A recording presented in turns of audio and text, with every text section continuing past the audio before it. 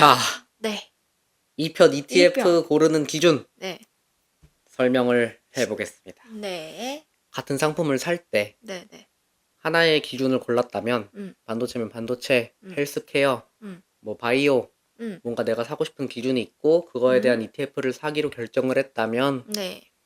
같은 ETF 중에서 어떤 ETF를? 어떤 놈을 픽해야 되나 음. 그 선택의 기준을 같이 한번 공유를 해봅시다. 네. 네, 저는 어떤 걸 기준으로 삼냐면 네. 첫 번째로 규모. 음. 저는 규모를 우선으로 봐요. 그 ETF 상품이 얼마나 규모가 큰가, 안정적인가. 음. 이게 저는 중요하다고 보거든요. 네. 예를 들면 네. A라는 ETF 상품이 있고 네. ETF A, ETF B 음. 라는 상품이 있어요. ETF가 담고 있는 상품들은 규모는 사실 거의 비슷해요. 그 상품을 얼마나 많은 사람들이 샀느냐, 그 상품의 크기가 얼마나 크냐, 이게 중요하거든요. 네. 만약에 미래에셋 상품을 100명이서 샀고 KB증권 상품을 50명이서 샀다고 가정을 해볼게요. 네. 그러면 분모가, 이 전체 규모가 A는 100, B는 50이 되겠죠. 네. 제가 N이라고 표현했지만 10명이라고 가정을 해볼게요. 이 100명 중에 10명이 팔았어.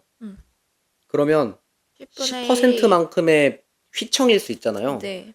50명일 때 10명이면 5분의 1이요. 5분의 1이죠. 네. 위에 거보다 2배로 더 휘청인단 말이에요. 네. 그러니까 불안불안하잖아요. 네. 그래서 안정적이지 않다. 음. 즉 규모가 큰 건 안정적이다. 음. 가격 변동성이 적다. 라고 볼 수 있고, 그러면 사람들이 팔고 사는 거에 대한 휘청임이 덜하고, 그리고 또 다른 좋은 점은 ETF도 사람들이 안 사주면 조그만하면 폐지가 돼요. 상품이 사라져. 그러면 돈으로 다시 다 돌려주거든요. 주식처럼 휴지 조각이 되는 건 아니에요. 오. 주식이 망가진 건 아니니까. 네. 그 상품 바구니가 망가진 거니까. 대신에 돈은 돌려주는데 나는 계속 사 모으고 싶은데 다 팔아치우게 되잖아요. 강제적으로. 원금만 줘요, 그러면? 아니요, 그때의 가치로. 그럼 약간 기분 나쁘잖아. 다시 투자하고 사야 싶은데 되니까. 귀찮죠. 그죠? 귀찮을 수도 있고. 네. 내가 생각하기에 나는 팔 시점이 아닌데 음. 규모가 너무 크면 세금 내야 될 수도 있어요. 그쵸? 그런 면에서 규모가 큰 게 폐지되지 않을 가능성이 굉장히 높겠지. 그런 측면에서 규모는 어느 정도 중요하다. 내가 고른다면 나는 규모가 큰 걸 우선으로 고르겠다. 라고 할 수 있고요. 네. 여기서 말하는 규모라 함은 그 ETF에 들어있는 상품의 규모 시가총액을 말하는 거죠? 아니요. 아니에요? 아니요. ETF 상품 그 바구니의 크기를 얘기하는 거예요. 아, 그럼 시가총액이 아니네. 이 시가총액이라고 부르는 것 때문에 헷갈리는 거구나. 네. 시가총액은 시가총액은- 기업의 시가총액이나 주식 시장의 시가총액을 이야기를 하는 맞아요. 거잖아요. 기업 주식의 토탈의 금액을 시가총액이라고 부르잖아요. 네. 근데 ETF의 시가총액이라고 부르면 지금 얘기한 것처럼 여기 담겨 있는 상품군들의 기업의 토탈이라고 오해할 수 있지만 네. 내가 ETF도 주식처럼 상장한 펀드라 그랬죠. 네. 그래서 시가총액이라고 부르는 거예요. ETF의 크기도. 아. 주식의, 그러니까 ETF의 토탈 크기가 시가총액이다. 이렇게 생각하면 편해요. 그래서 이 증권사별로 ETF의 규모가 다를 수 있다 이 말이군요. 맞아요. 두 번째는 보수. 우리가 아무 짓도 안 해도 나가는 돈이잖아요. 그쵸. 사실 ETF 전에 얘기했던 것처럼 펀드 매니저 같은 사람들이 네. 전문가가 월급을 운영을 해줘야 가져가는 되니까. 거잖아요. 우리 거 떼먹고 월급을 가져가는 거니까 네. 우리 입장에서는 보수가 적을수록 좋잖아. 그죠. 그쵸. 그래서 저는 사실 개인적으로 얘가 1순위예요. 보수에는 운용보수, 뭐 사무보수, 여러 가지 보수들이 되게 많아요. 종류가. 근데 보통은 운용보수를 기준으로 보거든요. 운용보수를 공시했을 때는 이런 짜잘한 다른 보수들도 다 따져봐야 돼. 다 따지는 걸 TER, 총보수라고 부릅니다. 총보수가 사실 우리가 실제로 우리 주머니에서 나가는 돈이고 상품마다 보수가 다르다. 아까 얘기한 것처럼 A, B ETF가 있다고 봤을 때 A ETF는 운용보수가 0.04%, B는 운용보수가 0.02%라고 공시를 했어요. 언뜻 봐서는 B가 더 좋아 보이죠? 네. 운용보수가 더 적잖아요. 네. 근데 사실 우리가 보여야 되는 건 뭐라고요? TER. 총보수를 봐야 돼요. 총보수 보니까 얘는 0.07이네? 네.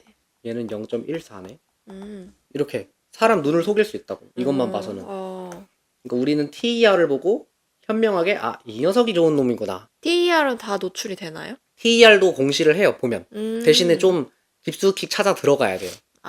얼핏 봐서는 이걸로 혼동할 수 운용보수만 있으니까. 나오니까. 맞아요. 그래서 우리는 총보수를 봐야 된다. 기억하고 골라야 된다. TER을 보자. 네. 세 번째는 괴리율입니다.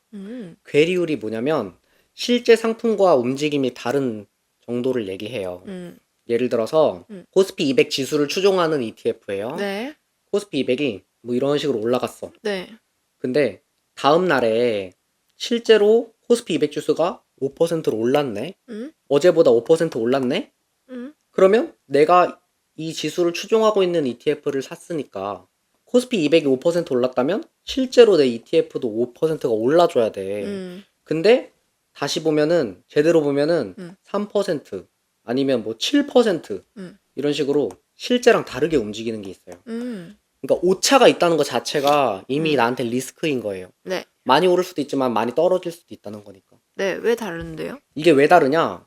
코스피는 어차피 주가가 정해져 있고 그 주가가 움직이는 거에 따라서 지수로 그리는 거니까 얘는 정확하잖아요.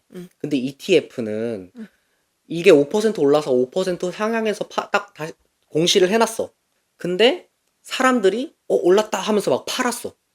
ETF를. 떨어지지. 팔면은 떨어지죠. 매도세가 붙으면 가격은 떨어지니까. 그래서 괴리가 생긴다. 직접 이해되죠? 상품이 아니라 간접 상품이니까 맞아요. 얘는 그거에 상품이니까. 대한 사고 파는데 나오는 수수료가 반영되니까. 얘는 상품이라는 특성이 있기 때문에 사람들이 사고 파는 거에 따라서 이 괴리율이 너무 크면 리스크가 그만큼 커지는 거예요. 그것마저도 최대한 재조정을 해주지만 괴리율이 적은 거, 리스크가 적은 거, 변동성이 적은 거, 그런 상품들. 이게 1번이랑 맞물리죠. 규모가 크면 변동성이 적잖아요. 네. 그런 느낌입니다. 괴리율을 크게 걱정할 필요는 없는데 네. 그래도 괴리율 한번 쓱 비교해보고 비슷하네. 이왕이면 적은 걸로. 이왕이면 적은 걸로. 그리고 마지막 네 번째는 배당입니다. 배당은 주식이나 채권 이런 걸 사면은 정해진 기간에 뭔가 실적에 따라서 금액을 이렇게 주주들한테 환원해주는 환원 정책이에요. 주주들한테 이익을 나누는. ETF에서는 이 배당을 분배금이라고 불러요. ETF는 분배금. 같은 말이에요. 배당이랑. 네. 배당은 기업 하나를 얘기하는 거고 분배금은 여러 개의 바구니가 1번부터 100번까지의 기업이 담겨있는 바구니면 100개 기업이 다 같은 날에 배당을 주는 게 아니잖아요. 배당 주는 시기가 다 다르잖아. 금액도 다르고. 그래서 이거를 배당이 나와도 바로 안 주는구나. 바로 안 주고 모아놔. 모아놓고 ETF 자체에서 정해놓은 기간에 한 번씩 나눠줍니다. 모여있는 금액을 쪼개갖고. 네. 그래서 분배금이라는 다른 말로 부르는 건데 사실 우리는 배당으로 보면 똑같죠. 네. 배당의 종류는 매월 주는 월배당 아니면 뭐 분기마다 주는 분기배당, 반기배당, 뭐 1년에 한 번 주는 연배당 이렇게 나눌 수 있는데 이거는 어차피 상품에 들어있는 주식이나 채권들에서 나오는 배당들을 모아놓고 한 번에 나눠주는 거니까 시기는 그렇게 중요하지 않아요. 어차피 금액 받는 건 똑같아. 똑같은데 어느 주기로 받고 싶냐. 그냥 이거는 사는 사람 맘이죠. 그럼 이게 왜 기준이 돼요? ETF를 고르는 기준? 배당은 그냥 이러나 저러나 나오는 거죠. 나오는 건데 만약에 나는 월배당이 좋아. 매달 받는 게 너무 좋아. 그런 걸 선택할 때 그러면 월배당 주는 상품을 고를 수 있잖아요. 옆에 TR이라고 써놨잖아요. 네. TR은 뭘까요? 토탈 리턴의 약자예요. 그 말은 배당이 나오는데 바로 투자를 한다 그 돈으로? 그 돈으로 바로 이 주식을 산다. 누가? 펀드 매니저. 펀드 매니저가. 그러니까 나는 배당이 나오는 상품을 샀지만 배당을 못 받아요. 원금을 계속 올리는 거네요. 원금으로. 그렇죠. 그래서 TR 상품의 장점은 배당은 안 나오지만 빨리 불릴 수 있다.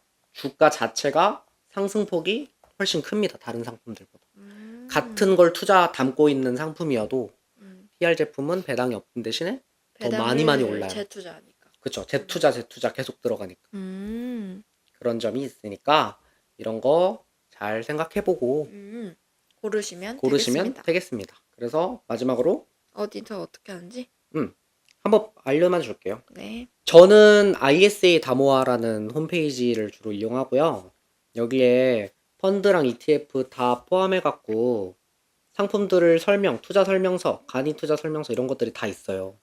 그래서 여기서 원하는 상품 찾아가지고 비교해 보시면 좋죠. 그래서 대표적으로 하나만 예시로 보여드릴게요. 제가 가져온 건 네. 미래에셋에서 만든 네. 타이거 미국 S&P 500 ETF입니다. 그래서 이거는 미국의 S&P 500 지수에 따라서 같이 움직이는 ETF고 타이거 말고도 그러니까 미래에셋 말고도 뭐 코덱스, 코세프, 뭐 솔 이런 거 다 있어요. 신한 뭐 이런 것처럼 여러 가지 자산 운용사가 만든 상품들이 많은데 타이거를 가지고 한번 보여드릴게요. 밑에 보시면 총 보수 왼쪽에 총 보수 보시면 0.07 써있죠. 순 자산 총액 100만 원 단위니까 3조네요. 네. 3조 정도 되죠. 규모가 그래도 꽤 크죠. 꽤 크고 그리고 밑으로 내려와서 보시면 관련 보수 해가지고 이제 보수 설명이 있어요. 아까 운용 보수랑 일반 사무관리 보수 이런 것들 다 있다 그랬죠? 총보수 보려죠. 총보수. 마지막에 TR 0.14. 0.14. 네. 그래서 뭐 투자 설명서 이런 거 보시면 여기 이것도 있는데 보시면 시가총액 3조 1,523억 똑같죠? 보시고 총 보수 비율 보시고 괴리율 0.11 이거 보시면 되고 배당 내역이 나오죠. 네. 분배금 55원. 이게 분배금 얼마 주는구나. 이 상품은 여기서 간이 투자 설명서 네. 이런 거 좀 읽어보시고. 이거 보시면 지금 설명한 거 자세하게 다 나와 있어요. 심지어 어떤 구성으로 되어 있는지 퍼센테이지 항목들 그런 것들 다 나와 있으니까 보시고 투자하시기 전에 먼저 확인하시고 하나 딱 골라서 이렇게 열심히 매수하시면 좋은 투자가 되지 않을까 싶습니다. 네. 하지만 이렇게 보고 나니까 궁금한 게 네. 이제 ETF라는 상품을 어떻게 보는지는 배웠어요.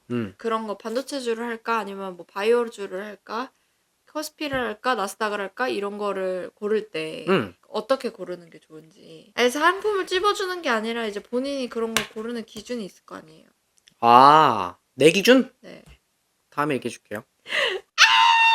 진짜 너무 짜증나.